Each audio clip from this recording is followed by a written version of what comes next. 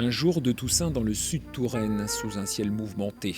Le décor d'automne nous rappelle que le fief de la dynastie polonaise des Branicki est aussi le théâtre de lugubres histoires surnaturelles. Des histoires venues parfois du Moyen-Âge et elles persistent jusqu'à notre époque. Frédéric Gautier les collecte, il les raconte, des témoignages qui n'en finissent pas de l'étonner.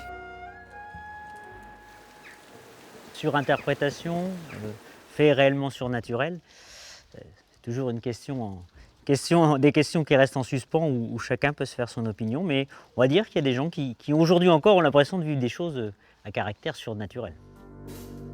Le Sud-Touraine serait-il alors une terre choisie pour des manifestations extraordinaires ? Comme une nuit de 1980, une mère et son fils auraient observé une présence extraterrestre. L'affaire aurait fait grand bruit à l'époque.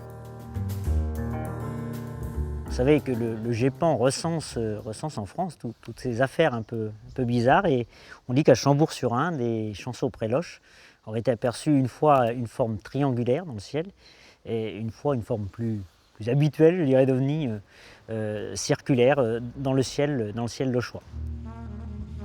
Fantômes, extraterrestres et sorcellerie, puisque dès le Moyen-Âge, on condamnait localement au bûcher. Croire au mauvais sort, à la vie dure, car aujourd'hui encore, certains désagréments lui sont attribués. Les histoires de mauvais sorts, de sorciers, les sorts qu'on jetait sur le voisin, c'est des choses qui ont perduré, on va dire, au moins jusqu'au début du XXe siècle, et peut-être même qu'encore quelques habitants croient à ces sorciers ou ces personnes qui peuvent vous vouloir du mal et vous jeter un sort. Et ça n'est pas la visite du château du comte slave qui réchauffera l'atmosphère. Si le diable vous accueille dans les jardins, les intérieurs dont Frédéric Gautier connaît toute l'histoire vous rappelleront que loups, rapaces, gibiers impressionnants et autres félins rugissants sont autant de symboles des forces de la nature et de l'esprit.